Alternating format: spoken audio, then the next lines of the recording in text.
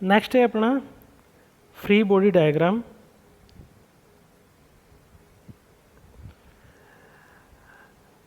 इस दे विच की है, to study the equilibrium of a body it is imagined that the supports are replaced by a reaction exerted on body. A diagram of an isolated body which shows only the reactions acting on the body is called a free body diagram. Simple language 'ਚ ਆਪਾਂ ਕਹੀਏ ਤਾਂ ਕੋਈ body ਆਪਣੀ, ਉਸਦੇ ਉੱਪਰ ਜਿਹੜੀ ਵੀ forces ਐਗਜ਼ਰਟ ਹੋ ਰਹੀਆਂ ਨੇ, ਜਿਹੜੀ ਵੀ ਫੋਰਸਿਸ ਐਕਟ ਕਰ ਰਹੀਆਂ ਨੇ, ਉਹਨਾਂ ਸਾਰਿਆਂ ਨੂੰ ਆਪਾਂ ਇੱਕ ਡਾਇਗਰਾਮ 'ਚ ਦਿਖਾਉਂਦੇ ਹਾਂ। ਤਾਂ ਉਸ ਡਾਇਗਰਾਮ ਨੂੰ ਆਪਾਂ ਕਹਿੰਦੇ ਹਾਂ ਫਰੀ ਬੋਡੀ ਡਾਇਗਰਾਮ। ਜਿਵੇਂ ਤੁਸੀਂ ਇਸ ਐਗਜ਼ਾਮਪਲ 'ਚ ਦੇਖ ਸਕਦੇ ਹੋ, ਇਹ ਦੋ ਸਪੋਰਟਸ ਨੇ, ਇੱਥੇ ਦੋ ਸਫੀਅਰ ਰੱਖੇ ਗਏ ਨੇ। ਓਕੇ, ਤਾਂ ਆਪਾਂ ਕੀ ਕਰਾਂਗੇ, ਇਹ ਦੇਖਾਂਗੇ ਕਿ ਇਹਨਾਂ ਸਫੀਅਰਸ 'ਤੇ ਕੀ ਕੀ ਫੋਰਸਿਸ ਐਕਟ ਕਰ ਰਹੀਆਂ ਨੇ। ਫੋਰ ਐਗਜ਼ਾਮਪਲ ਜੇ ਆਪਾਂ ਇਸ ਸਫੀਅਰ ਦੀ ਗੱਲ ਕਰੀਏ ਤਾਂ ਇਸ 'ਤੇ ਆਪਣੀ ਇੱਕ ਰਿਐਕਸ਼ਨ ਫੋਰਸ ਐਕਟ ਕਰ ਰਹੀ ਹੈ ਇਸ ਸਪੋਰਟ ਦੇ ਕਰਕੇ। ਇਸੇ ਤਰ੍ਹਾਂ ਇੱਕ ਰਿਐਕਸ਼ਨ ਫੋਰਸ ਐਗਜ਼ਰਟ ਕਰ ਰਹੀ ਹੈ ਇਸ ਸਪੋਰਟ ਦੇ ਕਰਕੇ। ਇਸ ਦਾ ਜਿਹੜਾ ਆਪਦਾ ਵੇਟ ਹੈ W, ਉਹ ਐਕਟ ਕਰ ਰਿਹਾ ਇਸ ਪੁਆਇੰਟ 'ਤੇ, ਅਤੇ ਇਸ ਸਫੇਅਰ ਦੇ ਕਰਕੇ ਜਿਹੜਾ ਸੈਕਿੰਡ ਸਫੇਅਰ ਹੈ ਉਸ ਕਰਕੇ ਇੱਕ ਹੋਰ ਰਿਐਕਸ਼ਨ ਐਕਟ ਕਰ ਰਹੀ ਹੈ। यानी कि जो इसका फ्री बॉडी डायग्राम है वो किमें बन जूगा, जिमें तुसी डायग्राम 'ਚ देख सकते हो, इत्थे आपां सारी फोर्सिस नूं रिप्रजेंट कर सकते हैं।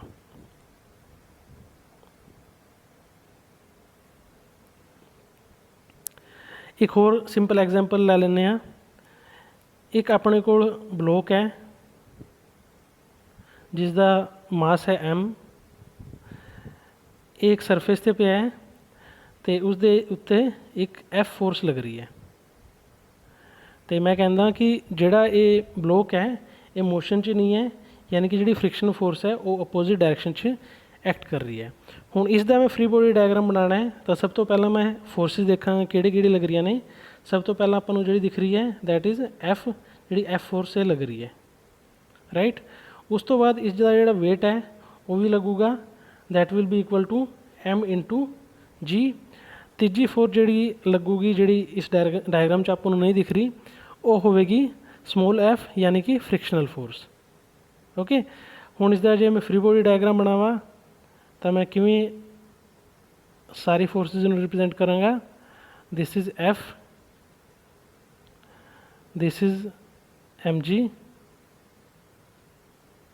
And there is another force that is small f।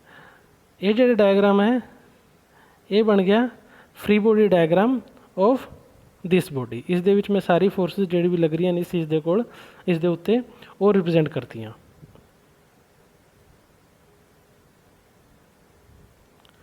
Next is law of superposition of forces.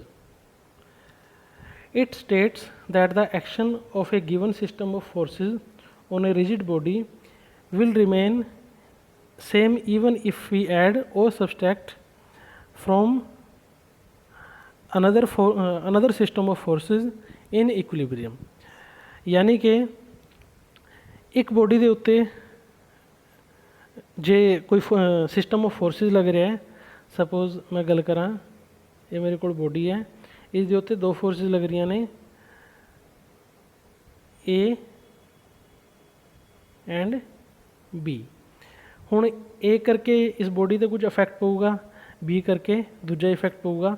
हो सकता है ए करके इसकी स्पीड चेंज हो जाए, बी करके भी इसकी स्पीड चेंज हो जाए।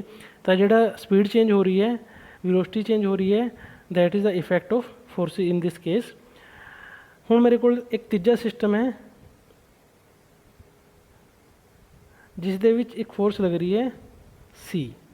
ओके, तो मैं कह रहा जी C फोर्स है वो A ते B ते A दे रिजल्ट के बराबर है, यानी कि A ते B मिलके C फोर्स नूं बढ़ा रहे हैं। तो law of superposition of forces ये कहता है कि जे मैं इफेक्ट नूं स्टडी कर रहा फोर्स दे, तो भावें मैं इन्हां दोवां फोर्सिस नूं अड करके स्टडी कर लिया, A एंड B जी मेरी फोर्सिस हैं उन्होंने अड उन्हां दा अड इफेक्ट देख के उन्होंने कंबाइन कर दिया, या फिर जी C फोर्सिस है C फोर्स है उस करके इफेक्ट नूं देख ला, तो जिहड़ा इफेक्ट है मेरा वो सेम रहेगा ਉਸ ਦੇ ਵਿੱਚ ਕੋਈ ਚੇਂਜ ਨਹੀਂ ਆਊਗਾ।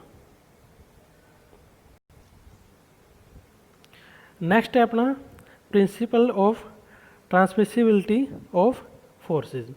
It states that the point of application of a force may be changed to any other point along the line of action of the force without any change in the external effect produced by the force. ਇਸ ਦਾ meaning ਇਹ ਹੈ ਕਿ ਕੋਈ force ਲੱਗ ਰਹੀ ਹੈ, ਜਿਵੇਂ diagram 'ਚ ਤੁਸੀਂ ਦੇਖ ਸਕਦੇ ਹੋ ਐਫ ਫੋਰਸ ਲੱਗ ਰਹੀ ਹੈ ਇਸ ਬੋਡੀ 'ਤੇ। ਹੁਣ ਜਿਹੜੀ ਐਫ ਫੋਰਸ ਹੈ ਉਹ ਇਸ ਪੁਆਇੰਟ 'ਤੇ ਲੱਗ ਰਹੀ ਸੀ ਏ ਪੁਆਇੰਟ 'ਤੇ, ਤਾਂ ਇਹ ਪ੍ਰਿੰਸੀਪਲ ਇਹ ਕਹਿੰਦਾ ਹੈ ਕਿ ਇਸ ਦੀ ਲਾਈਨ ਆਫ ਐਕਸ਼ਨ ਦੇ ਅਲੋਂਗ ਕੋਈ ਹੋਰ ਮੈਂ ਪੁਆਇੰਟ ਲੈ ਲਾਂ ਅਤੇ ਉਸ 'ਤੇ ਮੈਂ ਜਿਹੜੀ ਐਫ ਫੋਰਸ ਨੂੰ ਲਾ ਦਿਆਂ ਤਾਂ ਵੀ ਉਸ ਦਾ ਇਫੈਕਟ ਸੇਮ ਰਹੇਗਾ। ਜਿਵੇਂ ਸੈਕਿੰਡ ਡਾਇਗਰਾਮ 'ਚ ਤੁਸੀਂ ਦੇਖੋ ਜਿਹੜੀ ਐਫ ਫੋਰਸ ਹੈ ਉਹਨੂੰ ਇਸ ਪੁਆਇੰਟ ਤੋਂ ਹਟਾ ਕੇ ਇਸ ਪੁਆਇੰਟ 'ਤੇ ਸ਼ੋਅ ਕਰ ਦਿੱਤਾ, ਤਾਂ ਇਹ ਪ੍ਰਿੰਸੀਪਲ ਇਹ ਕਹਿੰਦਾ ਹੈ ਕਿ ਇਸ ਡਾਇਗਰਾਮ 'ਚ ਇਸ ਕੰਡੀਸ਼ਨ 'ਚ ਅਤੇ ਇਸ ਕੰਡੀਸ਼ਨ 'ਚ ਜਿਹੜਾ ਫੋਰਸ ਦਾ ਇਫੈਕਟ ਹੈ ਉਹ ਸੇਮ ਰਹੂਗਾ, ਉਹ ਕੋਈ ਚੇਂਜ ਨਹੀਂ ਹੋਊਗਾ, ਕਿਉਂਕਿ ਜਿਹੜੇ ਪੁਆਇੰਟਸ ਨੇ ਇੱਥੇ ਪੁਆਇੰਟ ਏ ਵਾਲਾ ਜਿਹਨੂੰ ਆਪਾਂ ਏ ਪੁਆਇੰਟ ਕਹਿ ਰਹੇ ਸੀ ਅਤੇ ਇੱਥੇ ਪੁਆਇੰਟ ਬੀ, ਇਹ ਦੋਵੇਂ ਸੇਮ ਲਾਈਨ 'ਤੇ ਲਾਈਨ ਆਫ ਐਕਸ਼ਨ 'ਤੇ ਲਾਈ ਕਰਦੇ ਨੇ।